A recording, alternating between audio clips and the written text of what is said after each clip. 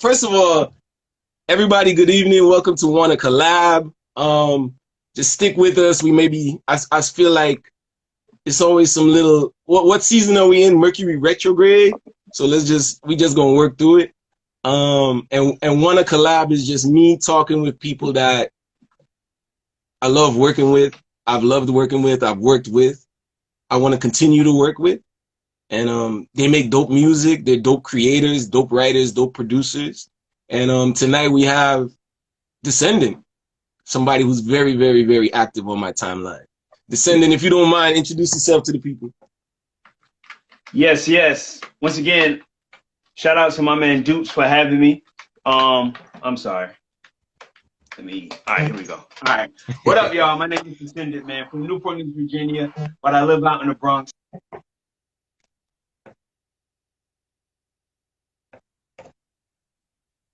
I write scripts, actor, in short films, touring artist, been on the radio, all that good stuff, man. I'm just really, truly an independent artist living my dreams now. I'm not waiting. So that's my whole mantra. You know what I'm saying? Live your dreams now while waiting. So I know that was like very, I get very long-winded, like.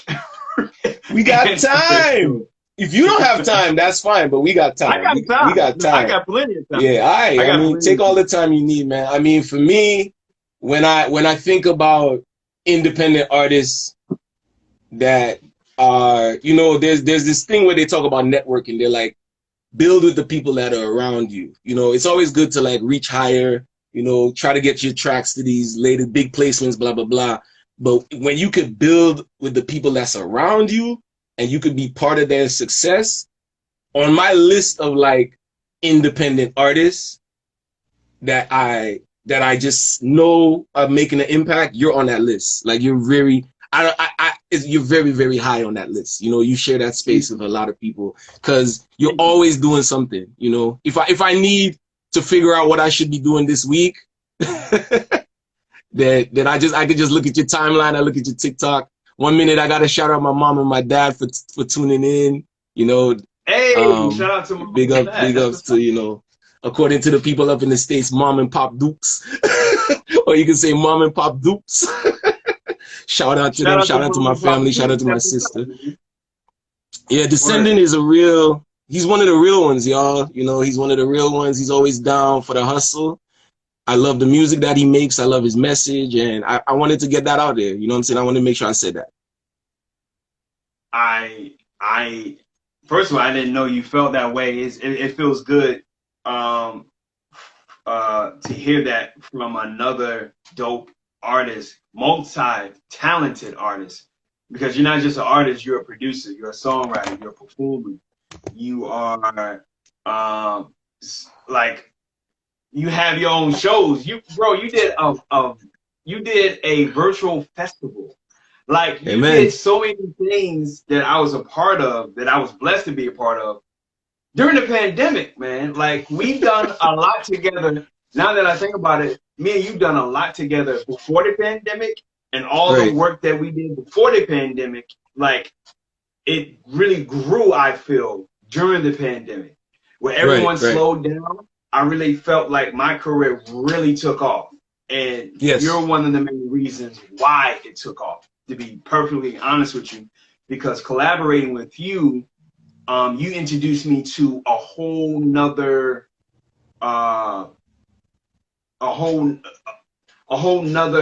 fan base that I wasn't tapped into. You know what I mean?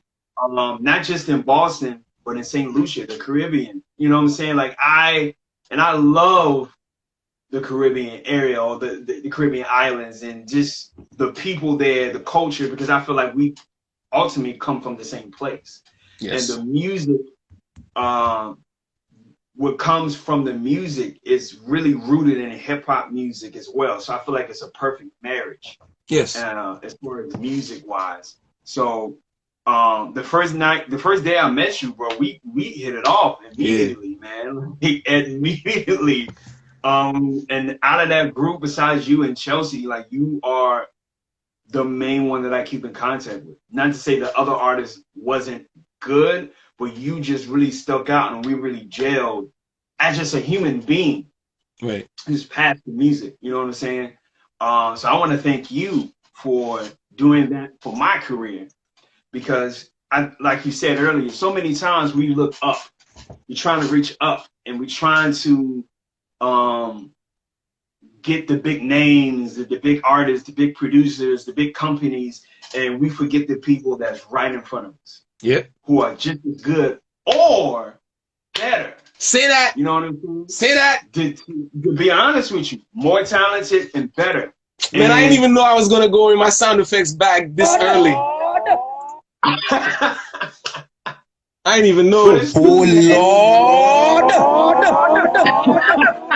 Lord! Say that, yo. Put up, yeah. Because when you track, like, one thing about me is I read a lot. I study success. Like I'm in my library. My studio is my library. My library is my studio, and Mecca and I will go back and forth on that all the time. Like, yo, all these people that's on, they on with each other. They building with each other. Like, and it's like we're all standing on the shoulders of greatness, and we're like that 6 degrees of separation vibe. We're like right there, but it's just a touch, you know. And like you say, it's Chelsea, it's Keenan. You know, it's Architect, it's you know, it's just so many people that just form that little web, that little, when you conspire, you know, to succeed. Yeah. You know what I'm saying? And we're all succeeding together because we're cheering each other on as we go along the way. Tell us more about you, man. Welcome to my audience. You know, welcome to everybody in the room. I got a lot of St. Lucians here. They've heard some of your music, but tell us more about you. Tell us, I know you're from Newport News, Virginia, right? Yeah. That's where it all started for me. Every time you want to hear an elevator pitch, this man got the best elevator pitch in the business because he says it every time. I am Descendent from Newport News. Tell us about you, my brother. It's funny. I got that from my, as far as the Newport News part, I got it from my grandmother, actually. Growing up, God rest her soul, growing up, I had issues with being who I was, accepting who I was, being comfortable with who I was. And you can tell by the way I walk, my posture, all of that. Sometimes I even struggle with my posture today. But growing up, I used to struggle with it a lot. And my grandmother would tell me, sit up, stand up, don't be afraid, and don't be ashamed of where you come from. Let people know.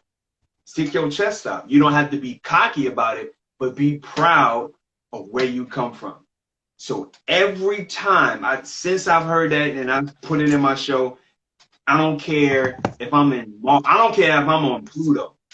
I'm going to say my name is Descendent and I'm from, you're going to know where I'm from. I'm not going to say the Bronx because I live in the Bronx and that's the mecca of hip hop. Nah, I'm going to say I'm from Newport News, Virginia. Everywhere I go, I don't care how many people. Oh, I don't know where that is. I don't know what. I ain't never heard of it. You're gonna hear. You're gonna find out by the night. You know what I'm saying? By the end of my set. You know what I'm saying? So I always put that in my show. You know, from the South, lover of music.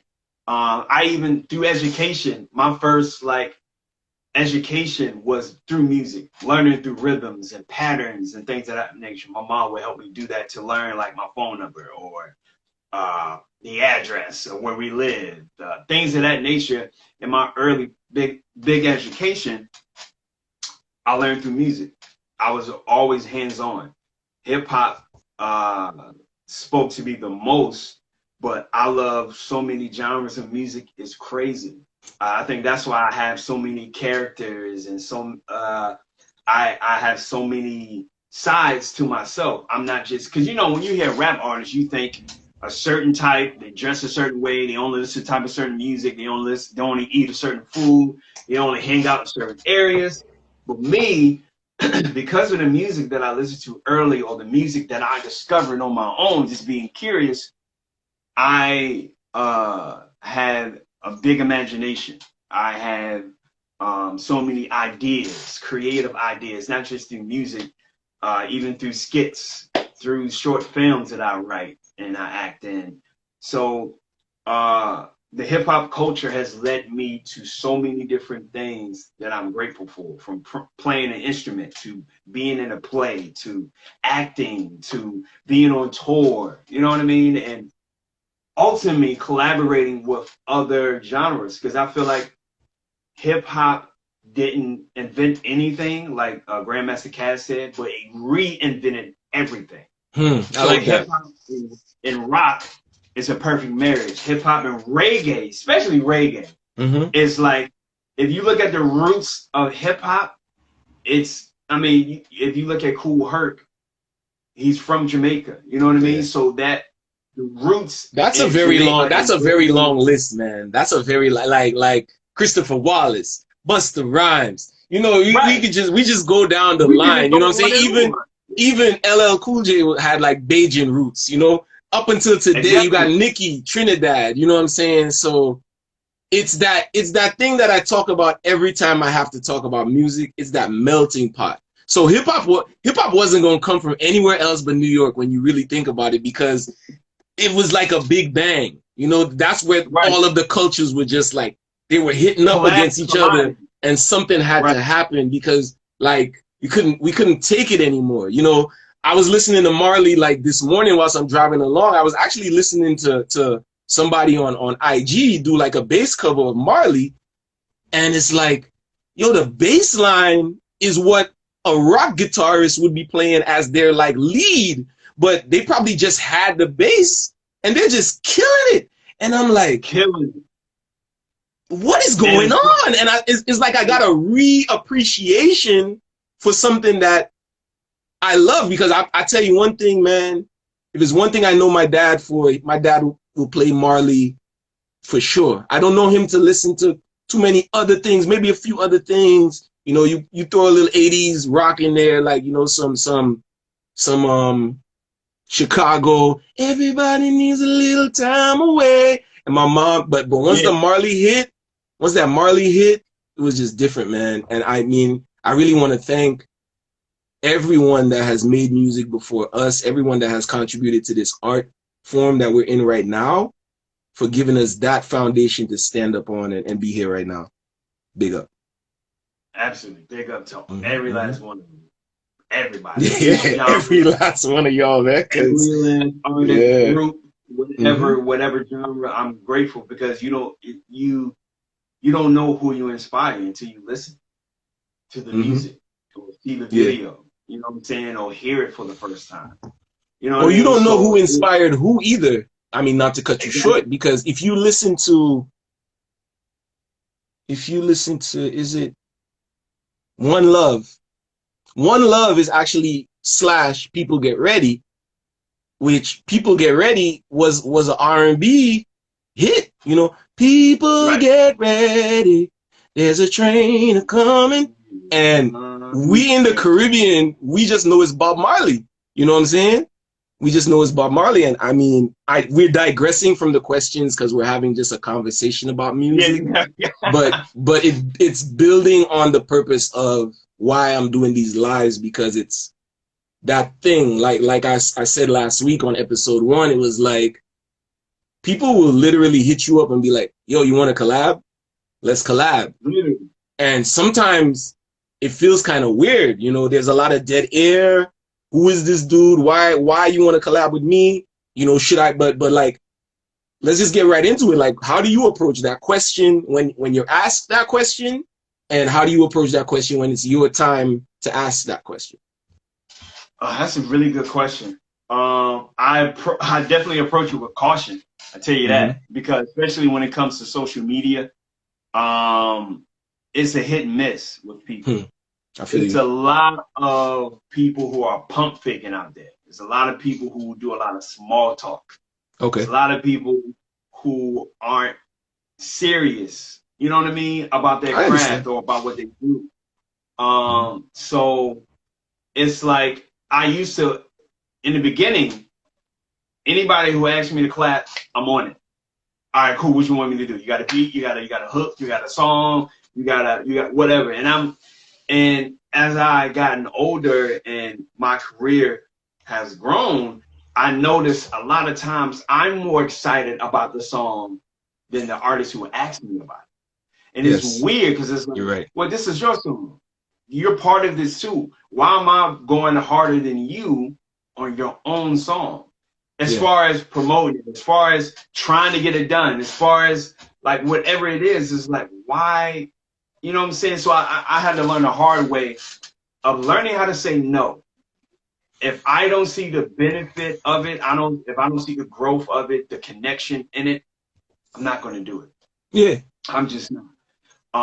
If I don't know the person or know the artist, it's like I ask questions, like details. Especially if someone that I know knows the artist or knows the group. Hey, are they cool? Are they legit? Are they real? Or are they around here? Maybe I'll pull up to a show. Maybe I'll come to a networking event and just see how they are, because I feel like I need to get to know the artist too. You know what I'm saying? It's very rare that I collaborate with somebody that I don't know at all. Like just hit me out of the blue. Very rare. So it's like a process for me that I go through in order to see if this is real or not. Because there's so many verses that I recorded that has not been they didn't do what they had to do. I mean, it's a tightrope, you know what I'm saying? Because there were a lot of young artists out right now, and people say, hey, network, use social media, the power of social media, and reach out to people.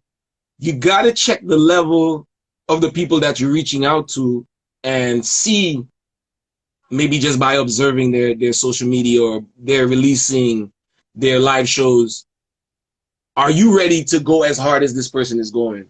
You know? Exactly. Yeah. You know, so doing your homework. What are you bringing? Man, it's so interesting. It's what are you bringing to the table? You know what I'm saying? Even like, I'm gonna shout him out right now, Manessa.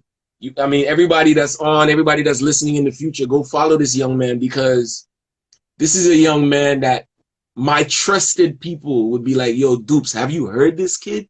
This kid is it. You know what I'm saying? And he's very talented.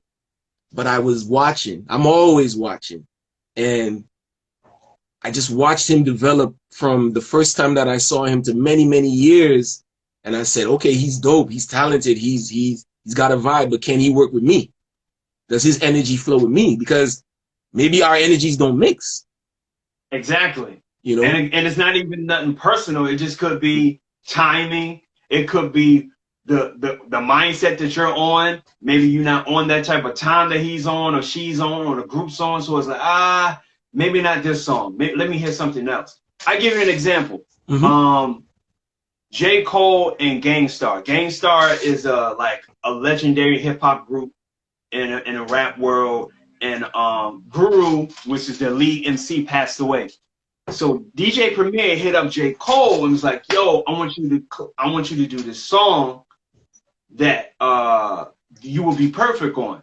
J. Cole heard it. He was like, "Yo, honestly, I want to work with y'all, but I just did this song. This song fits my first single. I don't want to do another song like that because it's going to be repetitive. Right. So instead of him saying, I don't want to do that song and leave it at that, let me hear what else you got." Right. And he heard Diamonds, I think it's called Diamonds Are Forever. And he was like, I got something for that. You know what I'm saying? You have to find your niche. You got to find where you fit, especially if you really want to work with that person. Okay, this may not be the song, but let me hear what else you got, dude.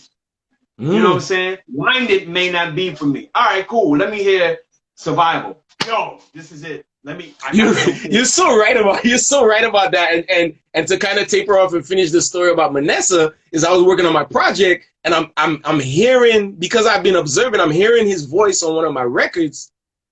But I have to say, hey, dude, you're like, your star is rising right now. But would you be willing to just sing backup on this record for me? And he was like, yo, Dupes, of course. And this man, he sang so much. You know how you be doing them Temptations stuff on TikTok? Yeah. Yo, this man walked in and he David roughened up my record, and he made my favorite song on my album. And the results I'm just so grateful. I'm just so happy that we went that way. And it's just like you're saying, it may not have been the first one. It may not have been the first one. It may not have been the second one. But we're gonna get one because we're checking the temperature. And yo, that saying no thing, knowing what to say no to. Let me tell you, bro. That's a Warren Buffett quote right there. Warren Buffett said, "It's not what you invest in, is what you don't invest in that might make you rich." Yeah. Mm-hmm. Yeah, so man. we on the same point. No, it gives you peace, especially when it's something you don't really want to do. You know what I'm saying? Because that happens too when people are like, "I don't really want to do this. This ain't really my style. I don't really like the song. I don't like the hook. I don't like what the artist stands for. I don't like what the artist is doing. His brand or her brand doesn't fit with mine. So no, I don't want to. This doesn't make any sense. I'm not going to disrespect the artist and be like, you whack, you trash, or you did this last year, and nah. Hey, bro, or hey, sis, hey, look, I think you're a dope artist. I don't think this is for me. Right. Let's try something else. Maybe next time. Something like to that nature.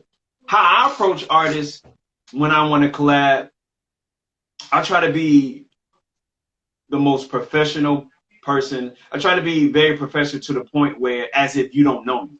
Even if it's somebody I know, hey, look, you know what I'm saying? I'm going to be, hey, I think you're a great artist. I think like and somebody might be like, I know you. Like, why are you what are you talking about? You'll be like, yeah, but I still try to approach it as far as via email, you know, even in a DM, because DMs is like emails now. Is that your Southern charm though? Do you think did you get that from your grandmother too? Is that experience? You know what? It's funny to say that. My mom said I get my charm from my father. I'm not sure. Hey man, she would know better than all of us. Yeah, I guess she would know better, right? But I really don't notice it until I guess people point it out to me. Maybe because I live in New York, so when I approach people, it's like oh my God, like are you from New York? Like, yo, listen, that explains it. Like, you know you different, right? I'm gonna tell you why. One of the reasons why, maybe it's coming to me now that when we went to that ASCAP event, why our different connections and different things stood out is because one, it was in New York. I pay attention a lot when I'm in New York. When you walk into a room, every room I walk into, my mother, my father, my grandmother, everybody, you say good morning. That's the Caribbean vibe. You say good morning, good afternoon. So I know Descendent said good morning, good afternoon, or whichever time it was. I know Chelsea said that.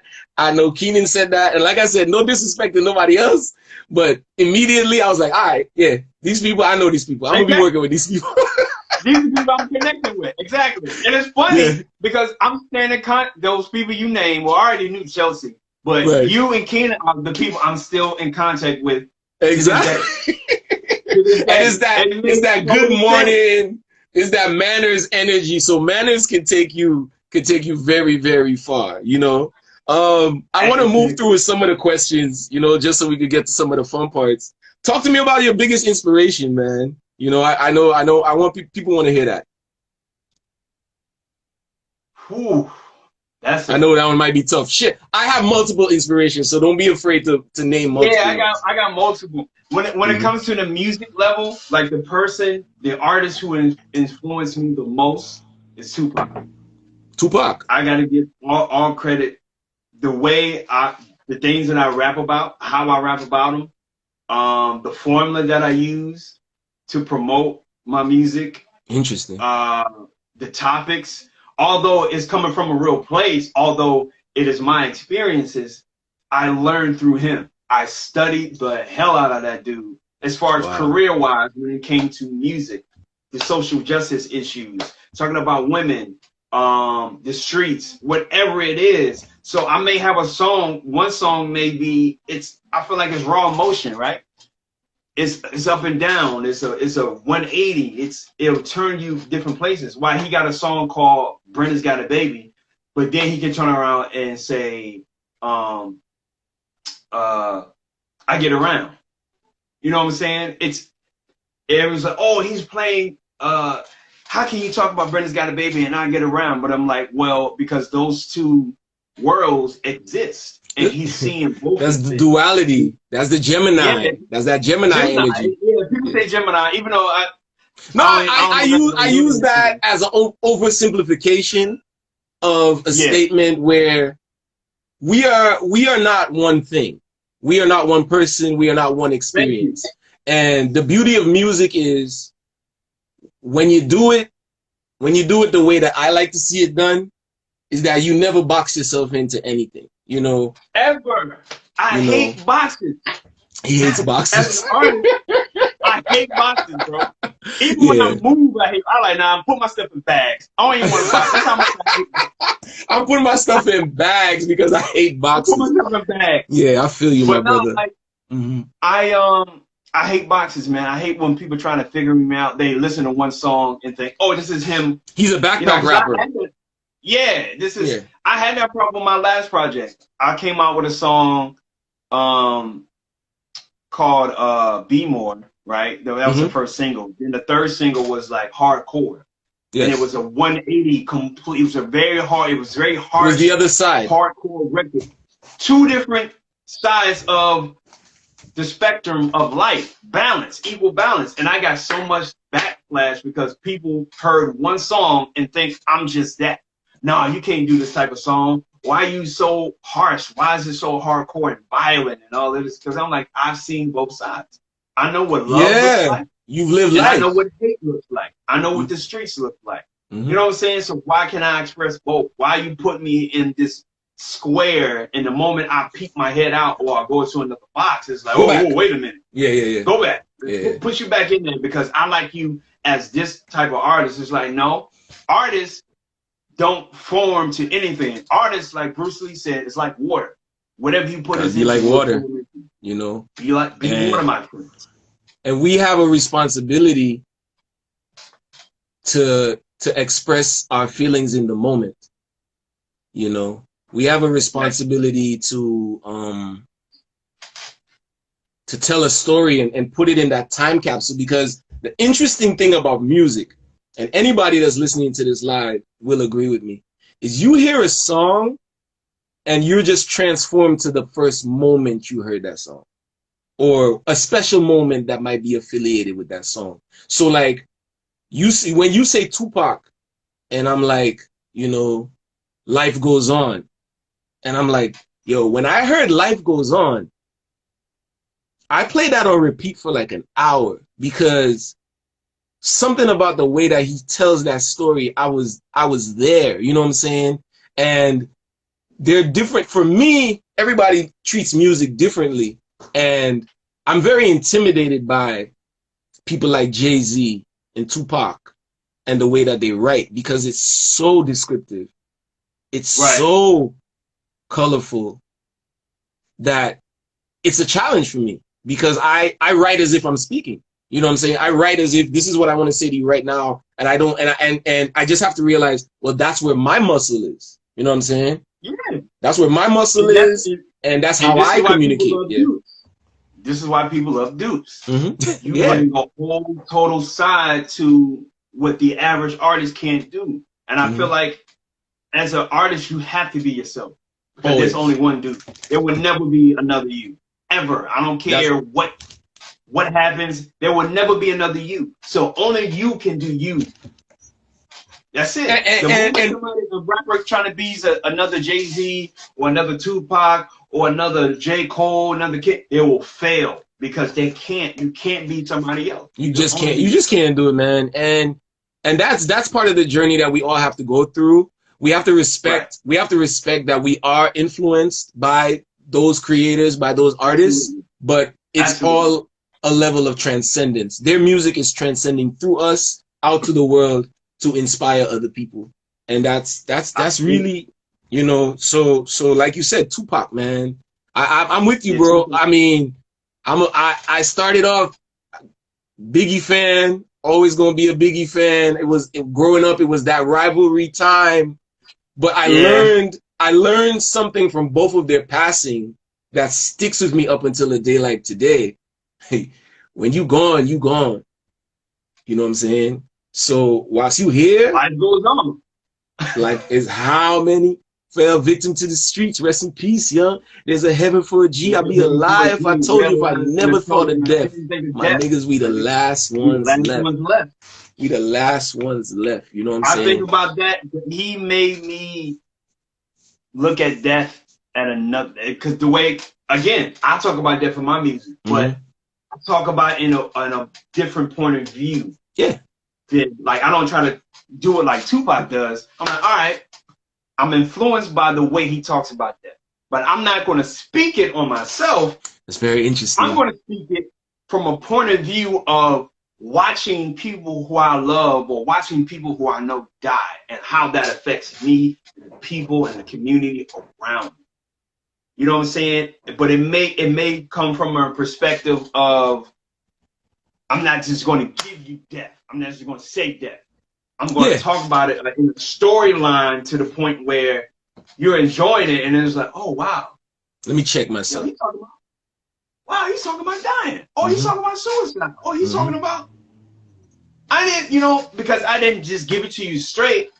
I try to do, again, taking a page from Tupac, I try to paint a picture with my words, and I want you to like literally be in that situation with me. Like, you hear the song and you see me, and we're going through the motions as I'm talking to you about a funeral, as I'm talking to you about my cousin dying from cancer, my father dying from sickle cell, seeing someone die in front of me, cold blood, like all of that. I'm giving it to you raw. So that's why I get the biggest inspiration from is Tupac. That's Descendent, man. That's Descendent. Yeah. How has, I mean, I know you love music, man. I know you I didn't even know up until maybe until yesterday or day before yesterday, I didn't even know you were into like acting and so on. So that's amazing, because Mecca's like, yo, can you message Descendant and find out if he's in this movie called Implants? Because I'm watching this movie and I know it's him. I know it's him. I'm like, Mecca, just message. He's like, no, you know the dude. Ask the dude. And then I ask him the question, and he's just like, yeah, it was just another day. It was just, it was just another day in the system of being an actor. I'm like, this dude don't understand. He's on TV in St. Lucia. St. Lucia got about 180,000 people thereabout. Correct me if I'm wrong. And somebody from St. Lucia in the Caribbean is asking me what you's doing in this movie. You better behave yourself. And like they say back home, big up your chest. Nah, there are no small parts. When you told me that, I was like, because I remember doing it. It took me back to, because we shot that before COVID. Okay. A homie of mine by the name of Frank Knight, who's actually like in it. I think he dies in the movie. Okay. He invited me and like a group of his friends, like other people that I met, to play small roles. So okay. We didn't know the name of the movie. Okay. To my knowledge, he didn't know the name of the movie. Let's go. We had to sign a contract because it wasn't. We had to sign a contract, to say they can use our likeness and all that. A release. Right, cool. So most of it, we were just waiting around and networking with other people. You know what I'm saying? That were there. So I haven't seen it when it premiered. I didn't know. They didn't tell me nothing about it when it premiered. Like none of that. So I remember the scenes that I remember doing is waiting. Like it's a waiting room. Like we're just waiting to be called on in the office, and we're signing the contract to be implanted with the chip. But I remember doing it and doing a few takes. I don't even know what, like Mecca. Shout out to Mecca. I don't know what scene did he see me waiting? Did he see me signing the contract? You answered a question. Mecca, let us know in the chat. He said you were asking you guys some questions, and you answered the question, and you wanted to be implanted. Yeah, like it was like these white guys were sitting in front of me. I was acting nerd. I didn't have like words. Like there's no lines that I say. So I was like, I ain't gonna front. When you first asked me, I was like, wait a minute. Like I literally Googled because I'm like, I don't remember this. I Googled it. Then I heard my homie Frank Knight, and he tagged the movie. The movie is on Instagram. And I'm like, yo, I was in this movie. That's crazy. He But said, "Yo, I was in this I don't have movie." any pictures. I don't have no pictures. I don't have like nothing to like recollect that I was in this movie, bro. So that's major that someone in St. Lucia saw me in the movie. Yeah, because at first I thought she was joking. I was like, me, man. I don't put anything beyond like somebody like you, like during during 2020, everything that's going on. I was like, this man is doing a lot. You know, tell us a little bit about the things that you were doing, you know, out there offline. You know, Hold on. I see Mecca said something. Yeah, you said the words were yeah, sure, and you were acting nervous. You were being interviewed to be implanted.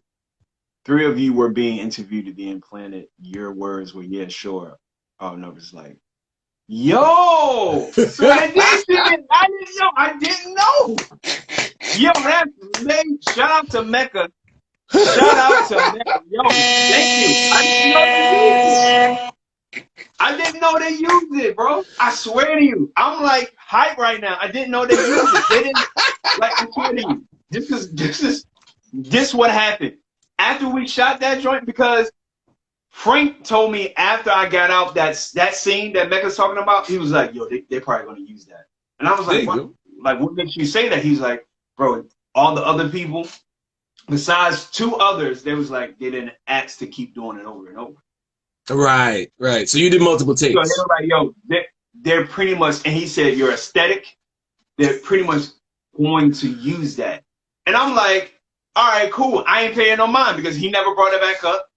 Like nothing. There's no pictures of me in it or anything. So I'm going to look it the hell up to see, because I looked up I saw the trailer. The trailer looks dope. Oh, I gotta look for the trailer. So everybody, y'all gotta go look for that movie. What's it called? Implants? Well, Mecca gonna let y'all know. Yeah. Mecca gonna let y'all know, and he'll make a tag or something. I didn't even know. Like, shout out to my homie Frank Knight. He's the one who put me on. After that scene, because it took like all day. Right. He ain't never told me nothing about it ever again. he just let that cook. And it's interesting because the last time we were talking, I was talking about one of the placements we got on TV, and it was just like I was watching TV and I hear the song playing in the background. I was like, wait, that's my song. You know what I'm saying? So that's that thing. That's that planting seeds thing. You implant those seeds. Yeah. I literally forgot all about it. And because I never heard from it, because the DJ, his name is DJ Spokesman. He's from France. He was filming it as well. So I knew all of them, but they never told me like the premiere, and probably because COVID hit. Yes. So, and it's funny how the movie is implanted and is about. That's what I was saying. what we're going through now. It's like, and this was back in 2019. Yeah. Like this is like before COVID hit. So there was almost like telling the future. Yep. And the people were cool. The director was cool. The other actors were cool. I didn't get to meet the main actress, but the staff, everybody, the whole experience was amazing. So, dope. Yo, shout out to Mecca for telling me that, bro, because I would have never known. This brings me back to planting seeds, right? Plant those seeds, man. To the other, your next question. Yeah, take your time. I was on Swear in the morning. I didn't know I was on it, right? So what happened was, a homie of mine who I haven't spoken to in years, we're still cool through so, but we haven't like talked in years, hit me on social media. Early in the morning. Keep in mind, Swear in the morning. So he hit me up like 6, 7 in the morning. Like, yo, you still rap? I'm like, yeah. Why, what's up? He said, bro, I heard you on the radio. Are you in a car? I said, no, I'm in my house right now. He said, bro, you on Sirius XM. You on Sway in the morning right now. Turn on the radio. I said, bro, I don't have Sirius XM. He said, bro, they just played your song. He said, with this dude called Mike Mitch. It's called Darkest Days. I'm like, yo, that is the song. I am on that song. I said, bro, are you serious? I said, bro, please send me the recording, like recording on your phone and send it to me, please. He said, bro, I got you. He was driving from Virginia, Newport News, Virginia, to Florida, and he heard the song. So if he didn't hear the song, I would have never known I was on Sway in the morning. There you go. Everyone loved it. I got so many fans because of that, like international fans, because it. And again, it's planting seeds. Shout out to Rich Knight. He's the one who sent us. He's the one who does A&R Room on Sway in the Morning, who played it, but he never told us he was going to play it. He just played it. And the producers didn't know, and we were like, "Yo, we on Sway in like it's crazy." And again, planting seeds. We recorded that song 2018, 19. Wow. And this was during the pandemic. And I'll say this rather than even before we go to the question that I asked. You do a very, very good job of celebrating your wins. Like, celebrating your wins is something that I've been told to do. It's something that I've read about. But like, you put that in practice, and I'll say, like, I learned that from you. Like, you're like, yo, 1,000 streams, we celebrating that. 2,000 streams, we celebrating that. 30 seconds of my song played on this, we celebrating that. Because, like you said, we only got the one, you know? And that one little thing, those little things that you do, those posts that you make, it's called invisible influence. I'm not gonna message you every time and tell you, yo, dude, that post you made was the reason why I do this. But now I have the opportunity to tell you, like, don't stop. Because whenever I want to stop, I remember you doing your thing. You know what I'm saying? Whenever, so like, I might be procrastinating on some TikTok or some reels, and then your shit gonna pop. I'm like, damn, let me go back to work. Because they think you just turn on your camera. Like, bro, like, you really put a lot into your TikToks, bro. Like you do the voices. I'm like, I look at your stuff and I'm like, I do not have the time to do this. First of all, so I really love the fact that you do that. Mm-hmm.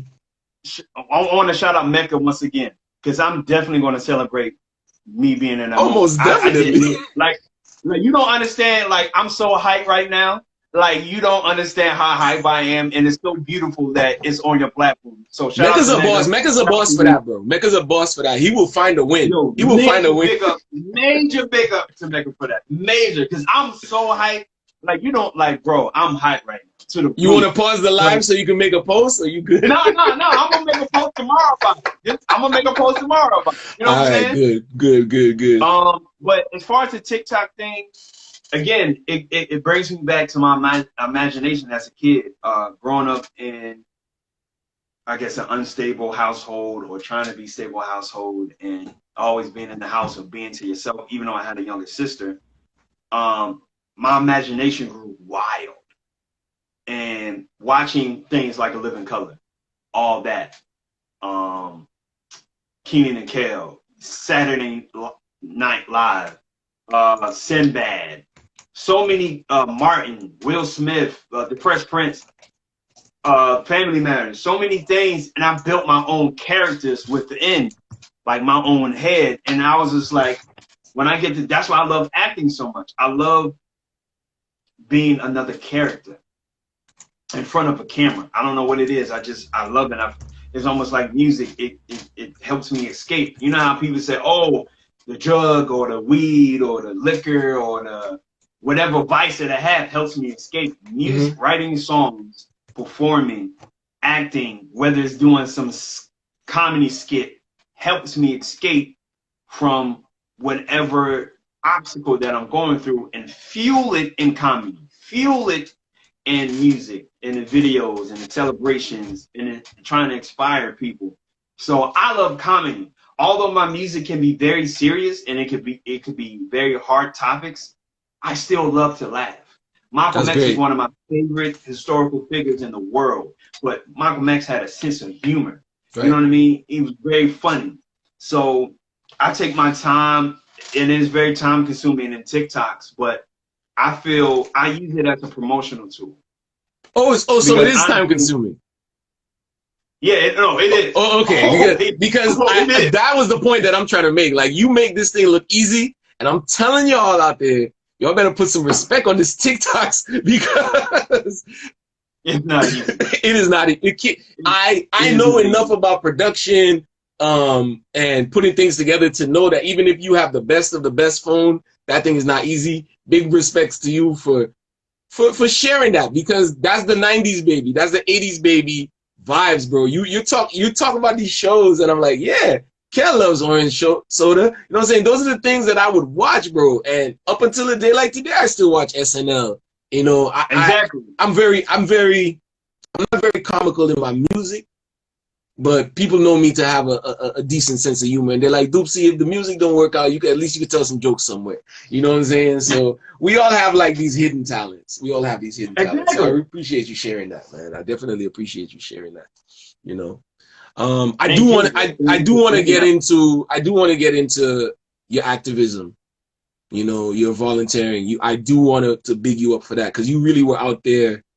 And you're probably still out there fighting the good fight, you know? So talk to me about that just a little bit, you know?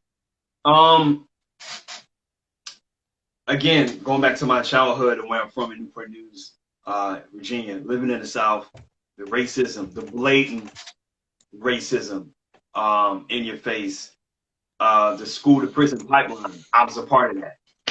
When they try to set me up to be a part of that, I was able to get out. The school to prison pipeline. Please break that down for the international audience.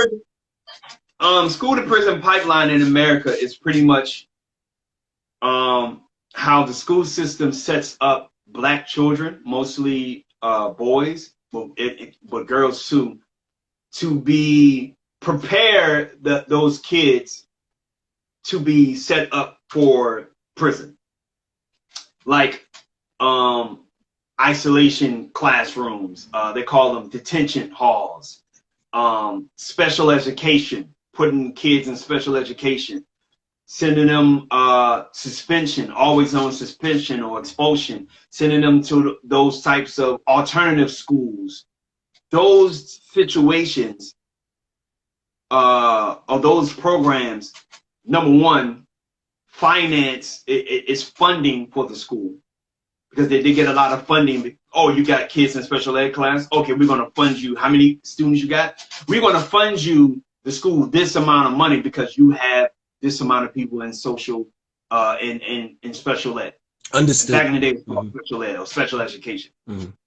Right? And it pretty much, these types of programs deteriorate the mind of kids.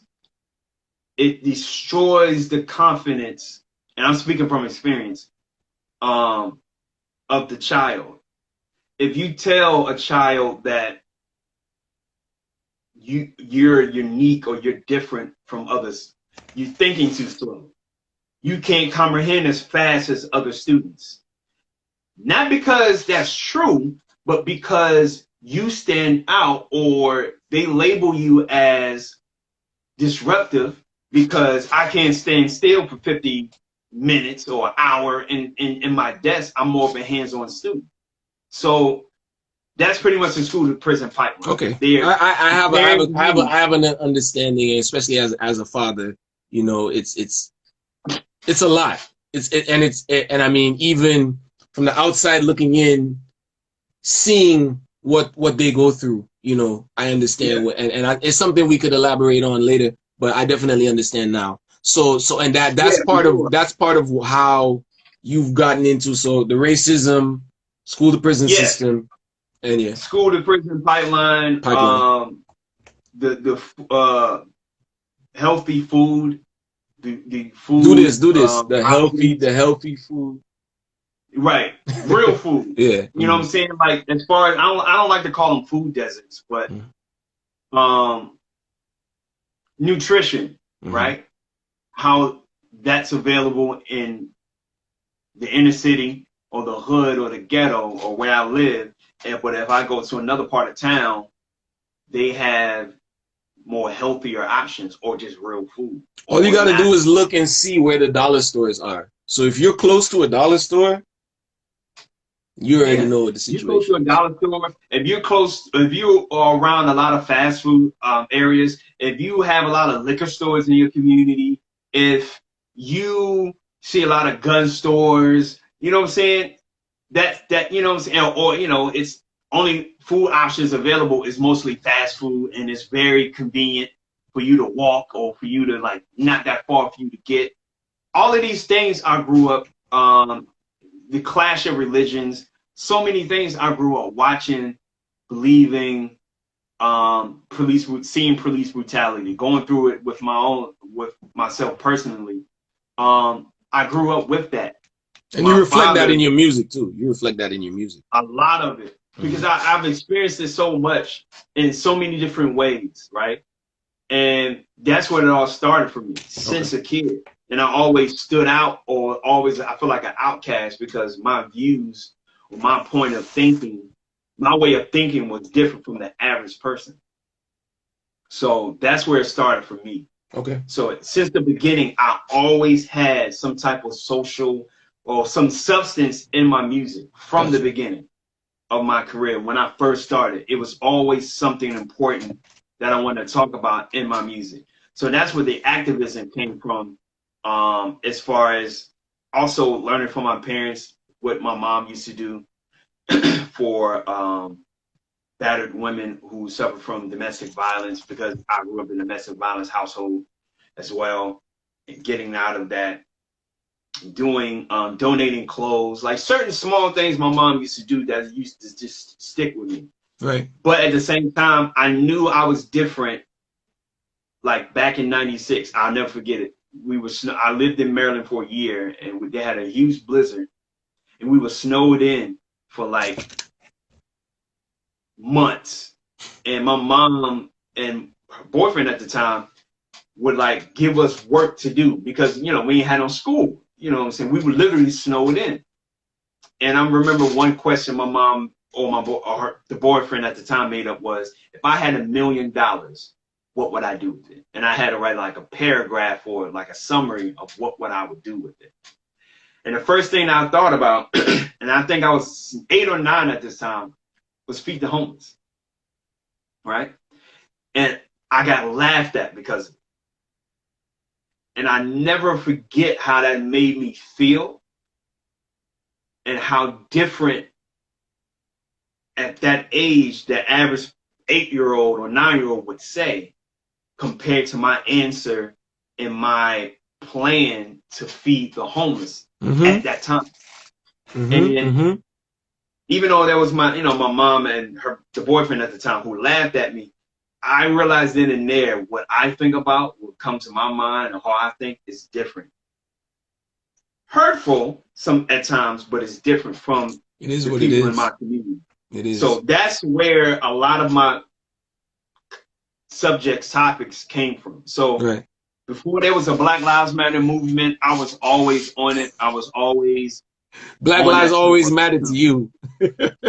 Always. Before it became a slogan, I was always on it, man. So, you know, living in New York, and even before New York, protesting in Virginia, where I'm from, man. Doing social work while I was in college and after college. And I remember marching, and we were doing protests in Raleigh, North Carolina, and it was only like a handful of us. Like, and when I say handful, I'm talking about 6. Right. There's more people on the live right now than was at the protest you was doing. Exactly. Seriously. Like, I got a picture of like the news. This is like before Trayvon Martin got killed, and we were doing protests in front of the news station. And the news station in Raleigh, it was downtown, literally downtown. They got the big glass where you can watch. Right, you can see everything like that, like kind of like that CNN building in Atlanta. In Atlanta, exactly. We protest, like we would meet downtown, have a meeting, and we would call weirdos and all type of stupid, and y'all know what y'all talking about, from our own community, our own people. Of course. And we would march in front of the news station, and we would have a sit-in. Or lay down, we were late, you know what I mean? And people would call us weird. We were looked at as corny and all of these. And this is, again, before, and I'm not saying Black Lives Matter movement is not real.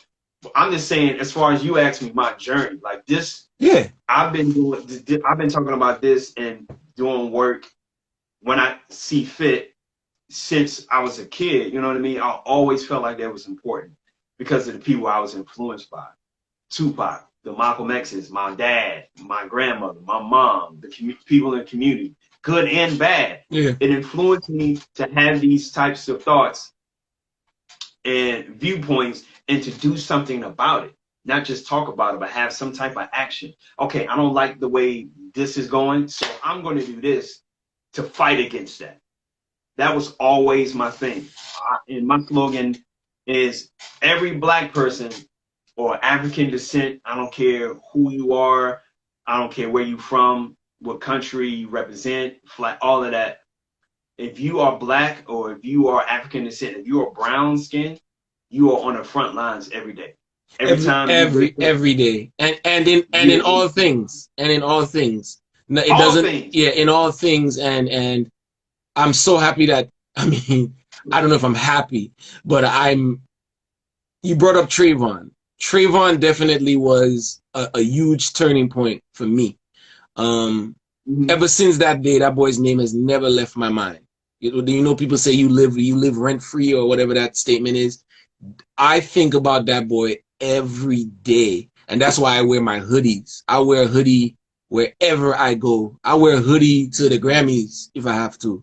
You know what I'm saying? Because I just have to remind myself that you're on the front line, because he was on the front line. Offer some Skittles. You know what I'm saying? Offer some Skittles. You know what I'm saying? Right. And that influenced a lot of the songs that I wrote. You know, it was, and people, like you say, you find that balance between creating that time capsule with the music, telling the story, and then still having to meet commercial, you know, expectations, because you're trying to do something to bring in revenue or business. You know what I'm saying? So like you're always teetering, and you're always worried about the same thing with the boxes. Which fan am I gonna offend today, and which fan am I gonna pander to today? And I'm just so happy to know that there's people like you out there doing what you do with your art and facing it every day, so that I don't have to feel alone. Because like you said, it's 6 of y'all. Yo, 6 is better than 1 any day. Any day. You know what I'm saying? Anything more than isolation. And even if it has to be isolation, then it is what it is. But to know that, and that's gonna bring us right where we need to be, which is like Black survival. Every day, all day. like for me, I don't know for you, but for me, that's one of the biggest records that I've produced in a long time.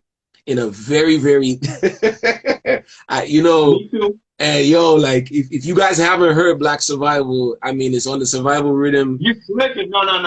Yeah. If you haven't heard Black Survival yet, and you're fans of Dupes, I don't believe They tripping, right? Nope. They tripping, right? If you haven't heard Black Survival, you are wilding right now. You're slipping. Major. Yeah. Major. You're slipping. You need to listen to that after this live. Go download it. Go buy it. During this live, whilst you re-listening to this live. Seriously, that's one of the biggest records of my career. And I'm not just saying it because I'm on this live. I'm not just saying it because. Oh, you ain't gotta say that. Every time I see this man performing live, this man is performing this song, and I'm like, oh my God, he's not gonna let people forget about this song. I'm not letting. No, that's the intro. Most of my shows, that's the intro. I hit him with that. So people are gonna get a little story right now. So my dad was in the States with me, riding around, working, talking about life, he was talking about politics. My dad is big on politics. And the Def Jam, did that version even come on? You know the Def Jam album Chant Down Babylon with the remixes of the Bob Marley songs. You remember that album? Yeah. And he was like, somebody needs to make a video showing all of these oppressors to that song. Somebody needs to, how can you be sitting there telling me that you care? You know, and he's hype. This man, listen, no disrespect to my pops, but this man is never hype about music. My dad is about business, money, and politics. and I don't know the order, and my mom comes first, but then everything else. You know what I'm saying? After mom. But and he doesn't know that, but we were driving, and that just stuck in my head. It just stuck in my head, and I was like, damn, bro. See, let's get out the box. You haven't sampled in a while, but this one's not leaving your brain. It wasn't leaving my brain, you know? And I made the beat, and I was like, I know so many people that have a story to tell about that would relate to this. I'm not going to be able to put all of them on one song to tell that story because it's just going to be too much. So it was like, I'm going to do what Caribbean people do. I'm going to make a rhythm. You know what I'm saying? And I made the rhythm, and I went into people's DMs, and I was like, yo, let's collab. Let's collab. And it was like Battle Axe, and it was Descendent, it was Giles, it was just Eddie Bayless. It was just different people. So what happened when I sent you that beat, man? I knew exactly what to write. I wrote that verse so quick. That was one of the quickest. I feel like music is a spiritual thing. When you sent me that, and when I first heard it, I went crazy. I knew exactly what to write before you even, like, I heard the sample, and I'm like, I've never rapped on a Bob Marley sample. Hell, I love reggae music. I remember that. It represents the red, black, and the green. That's what Bob Marley is all about, and that's what we represent, the Pan-Africanism. So I was just like, yo, I know what to write. I knew what to write. I wrote that, and I was just like, it hit me like a ton of bricks. I knew this was going to be something special, powerful when I wrote it. I didn't even know who was going to have. I know you, because I remember at the time, he was like, you know, I'm having other people on it, but you were one of the first people, yo, send me. I was like, bro, and I think I only did, what, 12? Because I heard the first verse, and I just wrote it to that first verse. Yeah. Well, I'm a very unconventional writer in terms of even production. I do like 12-bar verses. I try to get you back to the hook. So I'm just giving you all a little song math right now, especially for my people, my songwriting students like Manessa, who's still on the live, who's always sending me music. I try to get you back to that hook as fast as I can. If you got more to say, we're going to figure it out. But I need people back to that hook because I'm always thinking about what's Descendent going to do when he has to do this live. So I already saw it. I already saw you doing it live. I just needed to figure out the rest. And I'm like, he's in New York. He's from Newport News. I live in Boston. I live in Brockton, correction. But I needed somebody that could represent that side of it too. And I really had a bunch of verses. And it's like, but Battle Axe is matching his energy. And you guys have never met before. You guys never met. You guys still haven't really met in person either. Still never met. Right. You guys, we never had a Zoom call or never. Nothing. Thanks to you. But thanks to you. Yes. Again, this goes back to the main point of collaboration. Yes. Thanks to you, we built a relationship. Mm-hmm. We haven't met yet. But I know the moment, the time, whatever I do meet him, I know we're going to pick up. Oh, yeah. And y'all going to perform that song. Yeah. And it's interesting because I met him at an open mic.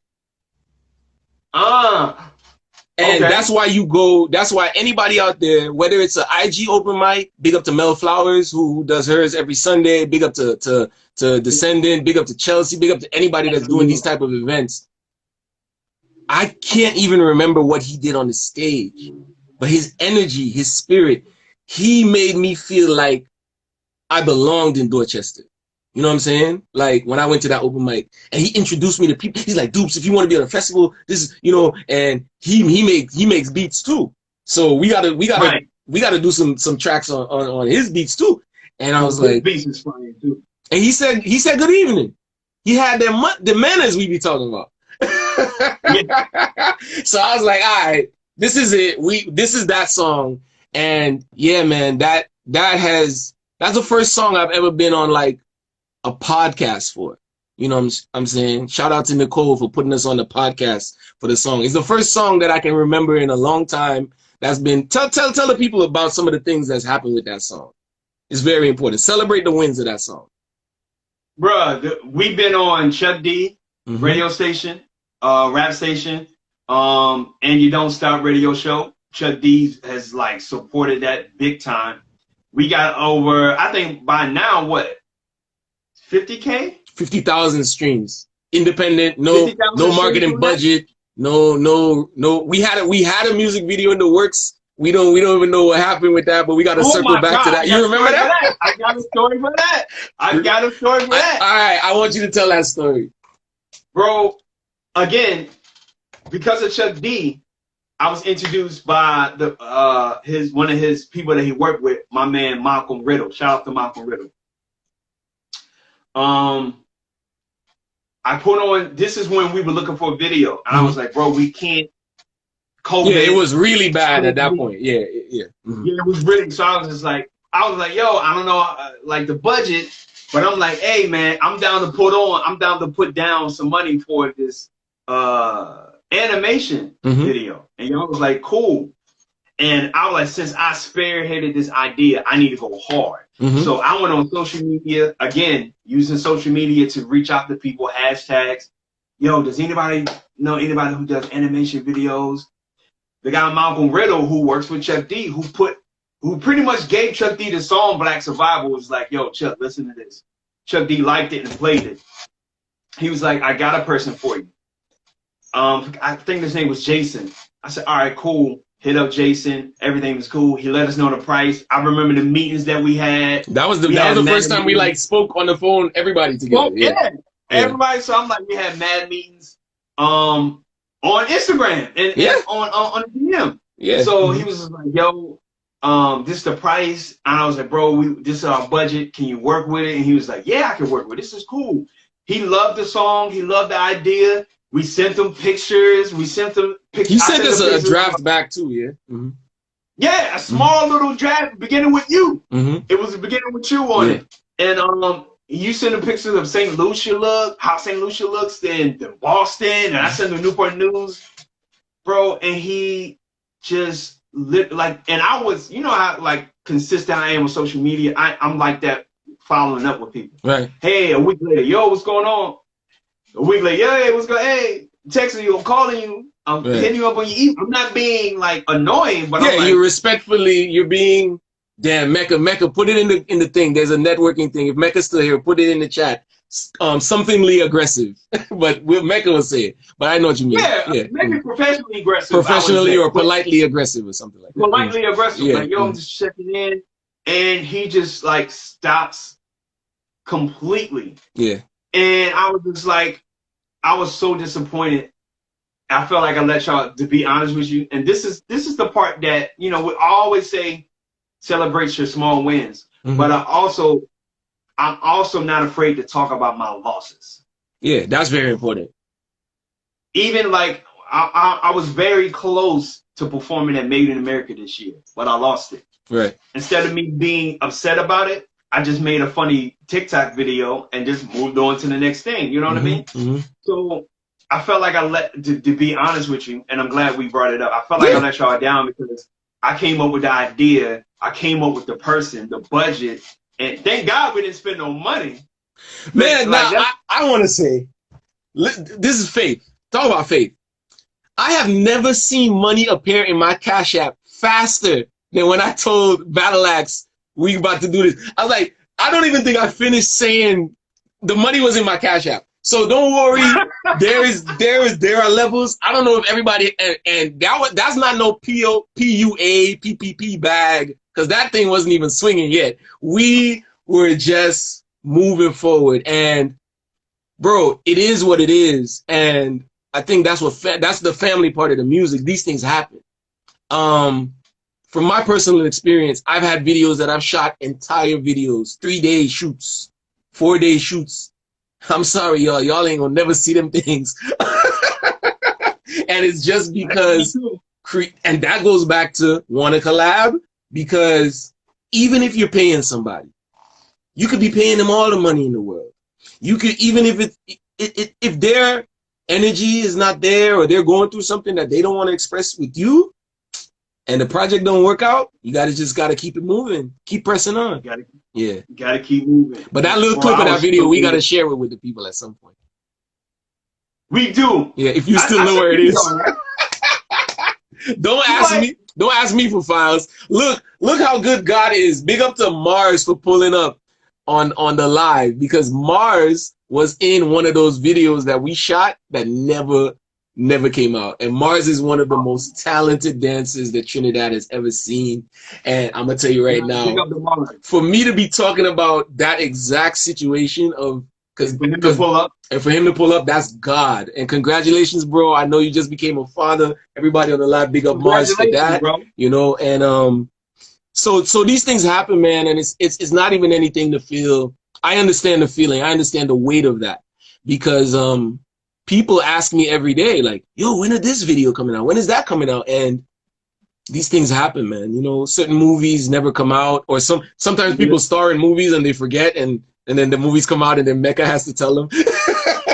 So it's all part of planting seeds. You know, it's all part of planting seeds, and it'll be in the documentary. Whatever documentaries that come out about our lives, about our success, and that's the documentaries that we're creating right now. You know, exactly. That's very well put. I'm not gonna lie. I definitely at the time, because I'm like, bro, you know what I'm saying? I apologize. I think I'm pretty sure, because I'm like, yo, I'm sorry. We never spoke about it, bro. We never, as far as we're concerned, this video is still gonna happen, and that is the faith. That is the faith, because it may end up just being an amalgamation of different animators. That may have just been the vibe, the spark. I like to talk about sparks a lot. You know, that might just be the spark that's going to lead to the big flame that's going to change things for us anytime. You understand? I'm always with that spark. It only takes a spark, you know? Hell yeah. Yeah. So I think where I want to go now is, and before we go to, because we've been on for a little while, and I mean, as long as you're good. I'm good. I'm just so happy to be talking to you, man. Like, I mean, I want to talk about your project that's coming up. You know, as much as you can say. It's called Mentally Drained. Yes, Mentally Drained EP. I'm very excited about this project. It's a complete 180 from our last project. Okay. It deals with, I'm pretty much taking you on a ride through my mental. The past 2.5 years, the different experiences, living in New York, dealing with family, dealing with death, with love, betrayal, racism, relationships, social justice issues. You know, it's so many things in my mind that I experienced personally, that at a certain point I felt like I couldn't really share with a lot of people, because the moment I opened my mouth, it was almost like not being taken seriously, or not being misunderstood. Here he go again. Huh? Or here he goes again. Yeah, here he go again. Or it's made into a joke, and it's just like, damn, I feel like I can't really talk to nobody. So these are the things I felt personally. So being that I couldn't talk about it with nobody, I felt like, well, let me just write songs. Correct. So I had this dark cloud over me mentally, and although physically I look good, or my skin is glowing, or you know how black don't crack and all that, but on the inside I was dying of so many thoughts, because I wanted to share, but felt like I would be judged if I did. You know, it brought me back to those days of protesting in Raleigh, North Carolina, and being that small group and being judged by your own community.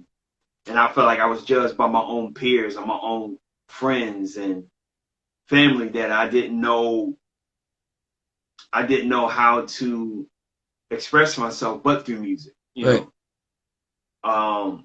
So I literally turned to rap music, and just embody whatever I was going through. I put it on a piece of paper.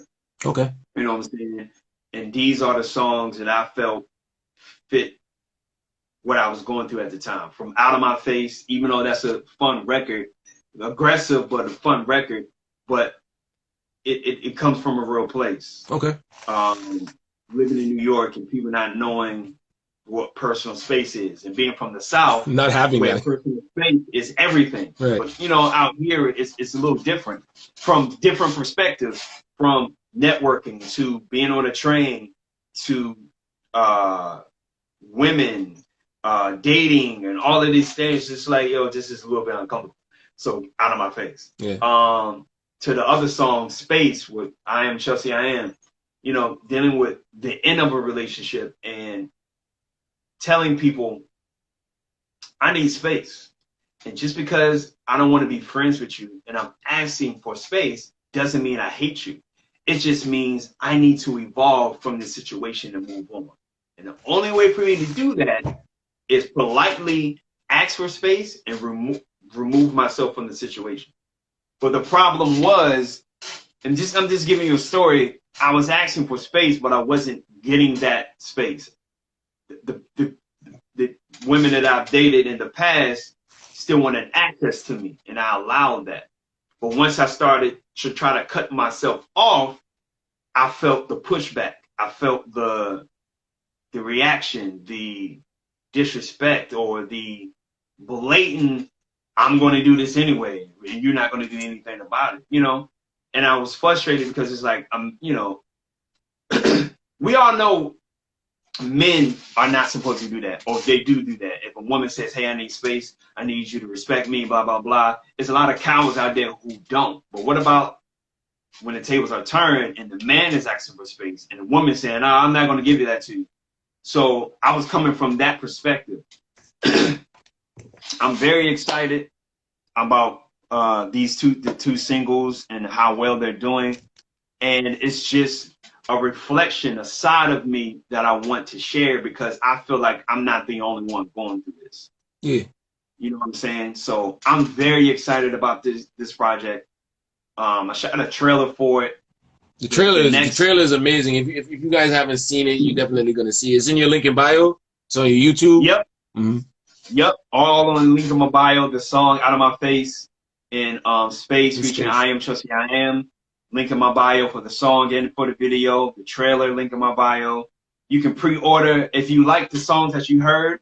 You can pre-order my album right now. It's coming out on October the 22nd, Friday. Me and my man Dupes, we got an amazing. Yo, I was surprised. I was surprised when you told me, when you say, I was like, oh, we got one on there? Is it the one I'm thinking of? Is it the one I sent you the stems for? Yeah. Okay. Yeah. All right. Yeah. Yeah, he's right. It's amazing. But I sent you the song, right? Yeah, but bro, you don't want to be in my inbox right now. Like between the placements and between the music I've recorded that I don't even know when I'm releasing. Trust me, it's crazy. Right. Yeah. Mm-hmm. But I have it in. But I remember I was confident. The subject matter, and I don't want to give it all away. No, we're not gonna give it all. The subject matter is so deep. I was afraid how you would take it. Mm-hmm. So I was like, I don't want to just put this out. I said, me and Dupes have a real relationship. Let me send it to him. Right. And see his real reaction. That's respect. And once I got through it, I was like, okay, he understands what I'm coming from. Cool, that's respect. I was hyped after that. That's respect. And then you know I'm gonna be gassed. So when this project come out, as much as I support everything you do, can you imagine how I'm gonna be when it's our record that's out?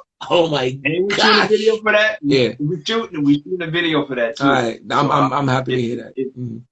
If you can be a part of that, whatever, because it's something it's a discussion that needs to be talked about. Right. And I'm speaking from another character's perspective, because I've experienced that. So not to give too much away, but no. I mean, bro, listen. This is like next week Friday. Yeah. Yeah. So y'all listen. Y'all want to hear everybody that's asking for new vibes from Dupes? Well, guess what? Next week Friday. So y'all can pre-order it right now to make sure y'all are good. Right now. Yeah, pre-order it right now. Title of it, all of that stuff. You know what I'm saying? So, because I'm gonna release the cover and the tracks and all that next week. So yeah, so your rollout. I mean, so if anybody wants to see how to roll out a record, you could also just go to the School of Rollout from Descendent. He does a very good job. I mean, I know he's he's probably gonna say, well, I don't do it like Drake and Kanye, but the way he does what he does is it's a good guide. You know what I'm saying? He will roll out a project. He will, yo, check out the trailer. This is the album art. This is the merch.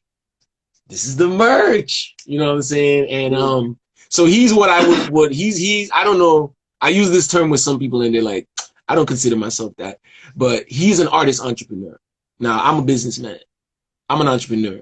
So I can recognize an artist entrepreneur, you know. He sells his I have a bar that I says real artists never starve. You know what I'm saying? Real artists never starve, you know, no matter what. You're not gonna starve, Descendent.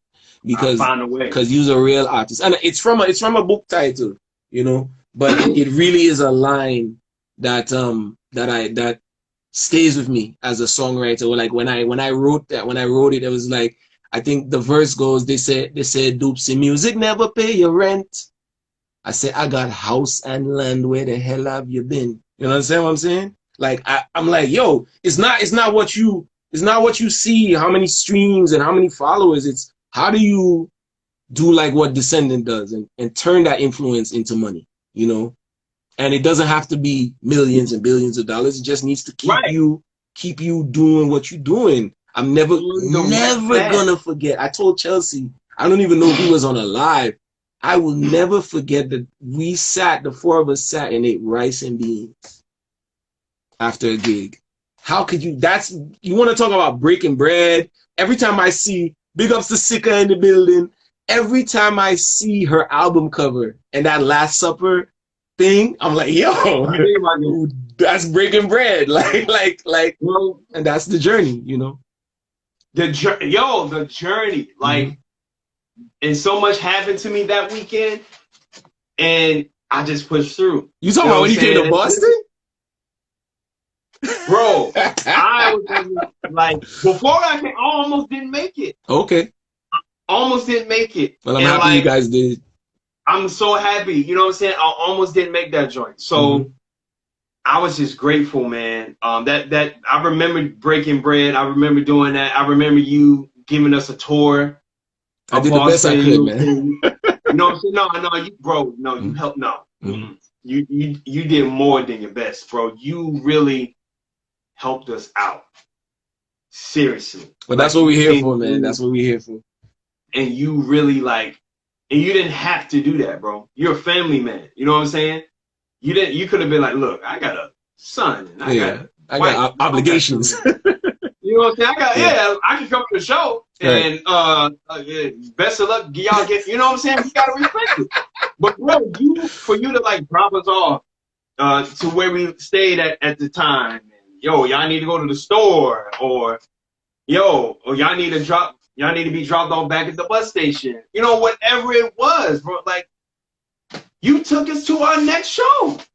You know what I'm saying? You took yeah, y'all had the show in Lowell. Y'all had the show in Lowell. Yeah, and for anybody that knows, I don't go to Lowell. Anybody that knows Dupes don't go to Lowell. And I go a lot of places. But I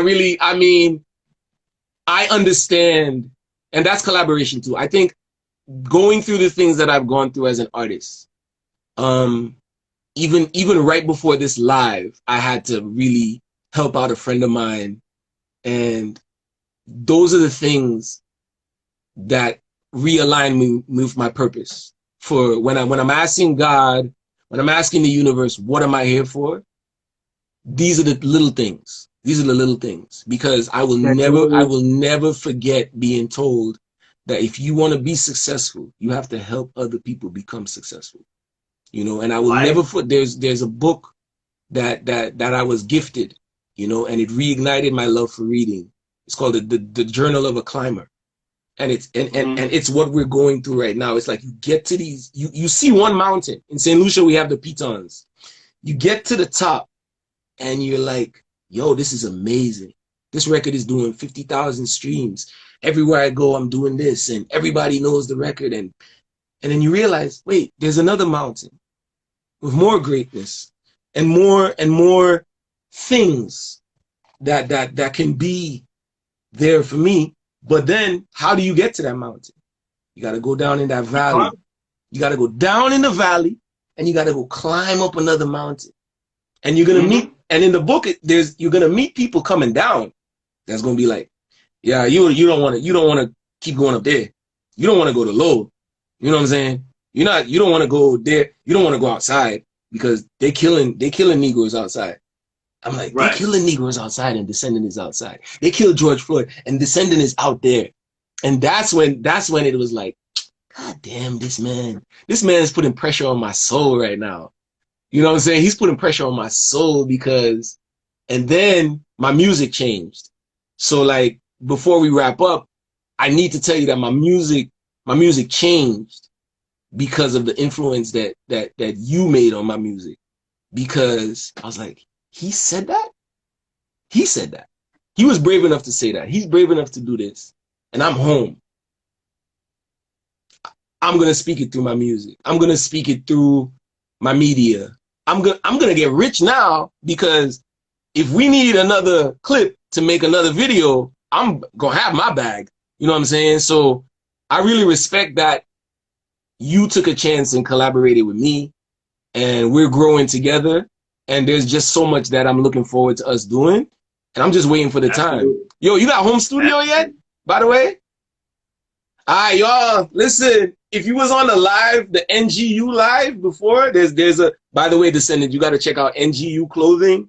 That's all I'm gonna be wearing, you know, for a while. I mean, big respect, but the word that I'm using, my keyword is invest.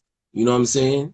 So every time you guys pre-order, you buy the merch, you come see a show, you're investing in us as artists so we can become greater than we already are. You guys have an opportunity to be venture capitalists in our lives and our careers, and that's a big thing.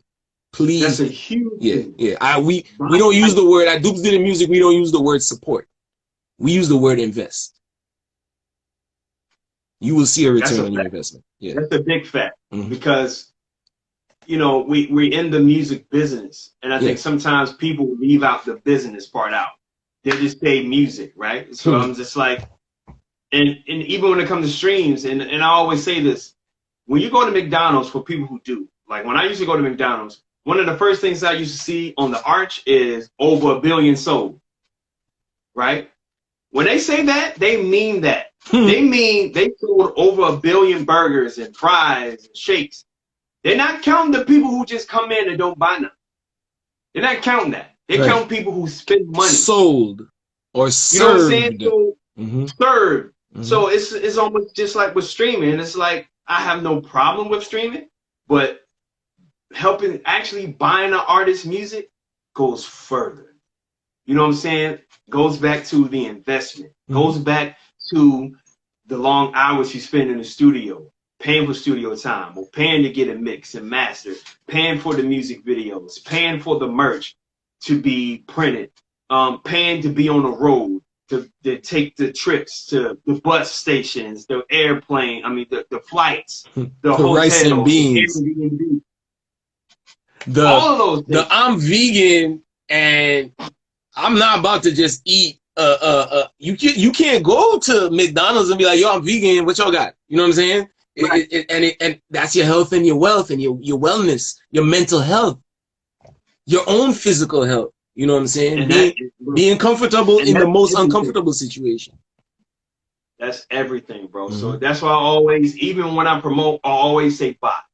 Yeah. If you really like what I'm doing, if you really like the t-shirt for my merch, buy it. Yeah. If you really like the single, buy the single. If you really like the movie that I'm about to, short film that I'm coming out with, come out and see it and buy a movie ticket. Yes, sir. If you really like the music, the body of work, buy the album. Like, Thanks. That helps me elevate and grow. And when I grow, the people that I work for, the people that I hire, the people that you work with, the people that the extensions of you, right? Because I'm practicing group economics.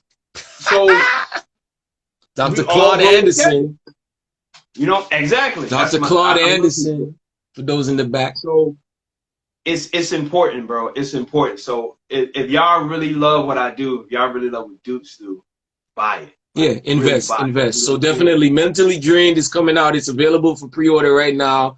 It's Descendent __. And the reason why I'm saying that is because this live will be hosted on Soki Media's YouTube channel for people, you know what I'm saying? I'm subscribed to. You better.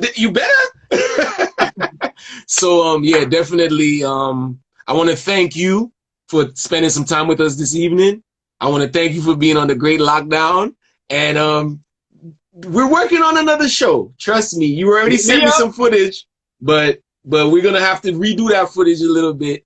And yeah, a lot of vibes. You know, the time is now. It's 10:45. I promised Manessa that he could hop on. Manessa, do you still want to hop on and rap with us? Maybe ask some questions. Do you have about 5-10 minutes, Descendant? Let's do it. All right. I'm going to send him the invite. If it works, it works. If it doesn't, we're going to say goodnight. But because I definitely want to talk to him on a one-on-one. But I'm going to try to stay true to my vibes. Manessa, you can send a request too. 1 second. What's popping in New York right now, Descendant, man? A lot of music. It seems like, you know, people are back outside. The shows are back popping again. Bro, y'all going ham. Yeah, I got a show Thursday, and my album release party. I can't wait for that, and that's what I'm really like geared up towards too. Mm-hmm. And I'm really looking forward to hitting the road again. Yeah. I mean, it's like in St. Lucia we say my hands scratching me, my feet scratching me. We on fire. You know, it's like something. The road is calling, bro. Whether it's to just like you send me an invite to your listening party, and I'm like, man, Dupes, that's light work. You just hop in the Honda. You be there. You drive right back. You know what I'm saying? And it's really, I can really feel it, you know. And it's just a matter of being safe. You know what I'm saying? It's just a matter of making sure we do the right things. That's the part that I try my best to understand and try my best to accommodate as well. With the whole COVID thing, what's going down with that, and the whole, I don't even want to even mention it. They might shut this live. Oh yeah, they just shut the lives down, bro. They don't got no time for that. Right. As soon as you. But I understand what you mean. Duke shut it down. Shut things down. So I don't even want to mention it. But is that Keenan? Keenan is here. Keenan's here. Keenan is here. Yeah. What up, bro? But yeah, man. So I'm just like, New York is really. It seems like it's excited to be back outside again. Yeah. I feel. We gonna figure being it out. that it's getting colder, so people, I'm guessing, starting to. But it really, this summer really felt good to be back out and about, as far as being in front of people instead of performing in front of the phone and all that stuff. Like, it really felt good to just perform. Guys, good night. Good night. What's up? All right. So officially, Descendant, meet Manessa, vocalist. Manessa, vocalist, meet Descendant. And before you came on, Descendant, Manessa was just, you know, wanted to pop in. Manessa, I'm gonna give you an opportunity right now to just ask us a few questions. And definitely, I want to do an interview like this with you, so I don't want you to give people too much sauce right now. So let's just have a little chat for like the next 5-10 minutes, and let's go from there. Let's talk about it. And you see the haircut, Descendant? All right, you want Yeah, me to... fresh. Thanks. Dupes, you want me to ask the questions or? Free up on yourself, my brother. You got two great men. It's 3 kings in the room right now, so Facts. let's have a round table. According to Nas, only kings stand near me, and that's right. Yeah. It's a vibe. Well, I think you should be asking questions, guys. I don't really have much to ask you because the forum we had in St. Lucia 2 years back, I asked you all the questions I had to, so they're not really much. Well, then I want you to at least tell us what you learned tonight from tuning in the whole evening. Okay, what I've learned is people of influence always make the best change in you. That I know for sure. Because Dupes, when I heard you said his music impacted you on a different spiral, and then you making that part of your craft. It just shows how we are pieces of each other in a different paradigm. That's very important. That's what really impacted me, yeah. Because even I'm looking at myself, and me, I'm a big fan of Luther Vandross, Stevie Wonder, Lionel Richie, Casey Jodeci, Backstreet. That's my. Hold on, Manessa. Tell him who one of your favorite. Tell him who one of your favorites are. You love her. You love her to death. It's a female artist, and when you told me that, I knew we would be good. Think about it. What name did I tell you? I'm gonna give you a clue. I know I did. I'm gonna give you a clue. I'm gonna give you a clue. Her dad is one of my favorite artists, and I've been so many places in this life and time. Oh yes, the king himself, Donny Hathaway, by all means. Okay, hold up, Descendant, hold up, Descendant. Ask this young man how old he is. Yeah, how old are you? How old do I look?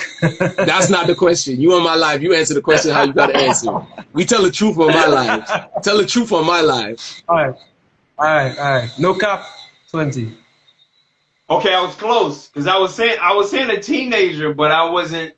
I was going to say 18. That's crazy. So 2000. You were born 2001. Yeah. And this young man, this young king, he has the name of a biblical king, by the way. Is a fan of Donnie, bro. Not Usher. Like, that's what I'm saying. Like, not Trey Songz, not Boys to Men, not Casey and JoJo, and I'm sure he loves all of them. This man said, yo, Donnie, and he told me Layla Hathaway. I was like, come on, bro.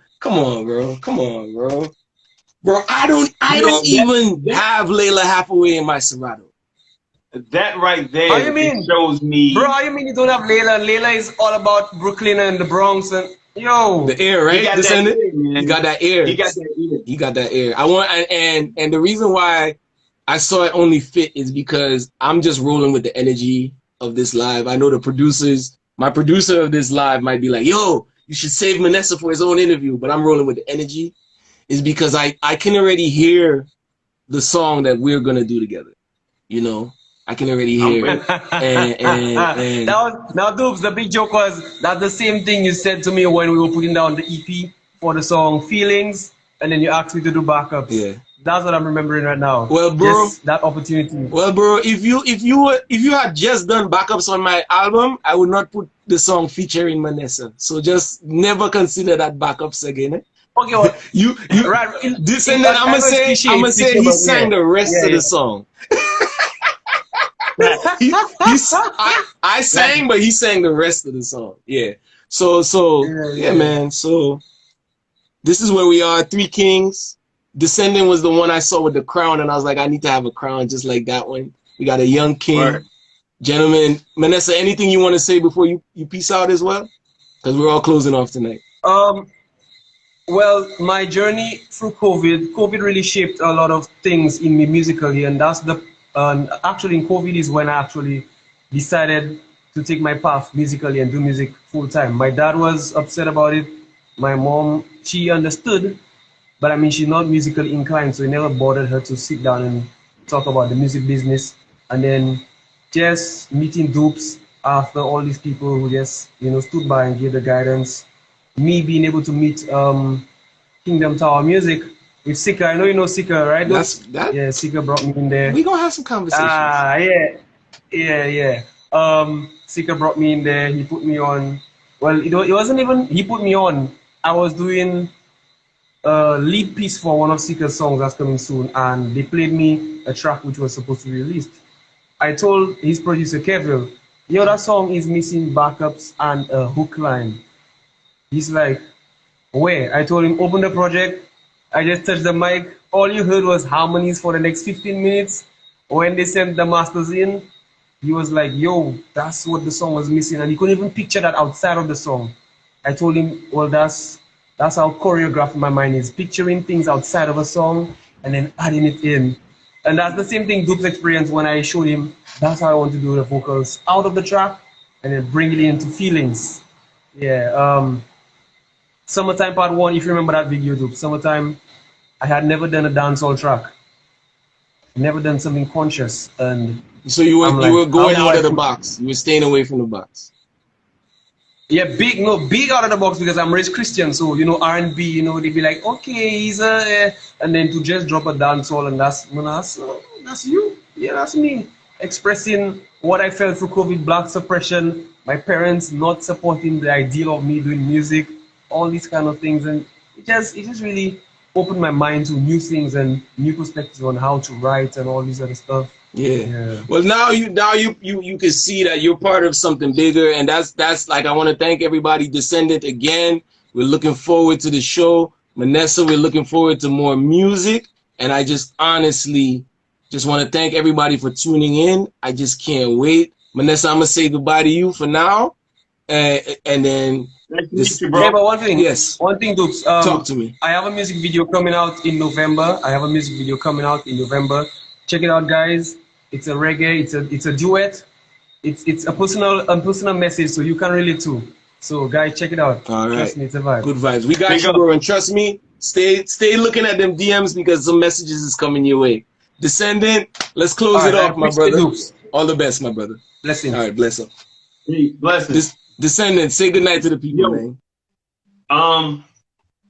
First of all, big up yourself. Thank you. Okay, for having me. so back home, I'm gonna tell you now. Back home, we say, yo, Dupes, large up yourself. Lodge up yourself. Okay. Yeah, large. We don't say big up. We say large up yourself. Lodge up yourself. Yeah, All right. man. I'm not to use that. You could use that. You could use that.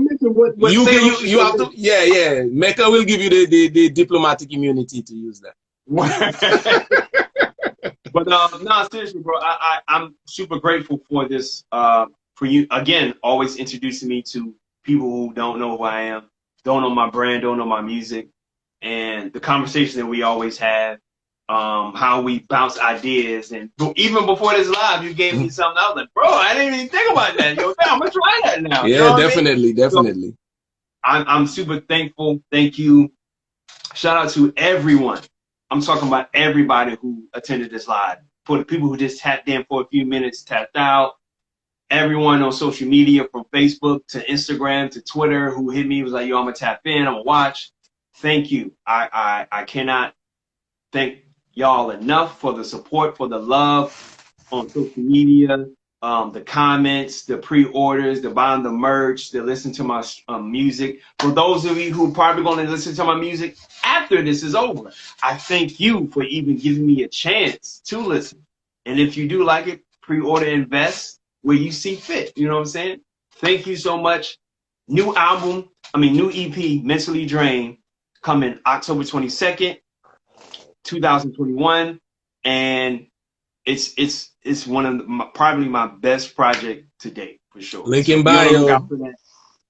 Link in bio for everything. Pre-order, everything. Link in my bio. Yeah, and, y'all won't be disappointed. It's gonna be one for the books, man. Big shout out to Dupes. Big shout out to Dupes. Thank you. Shout out and shout out to Kimberly for always holding down. I think Kimberly's a fan of. Big up.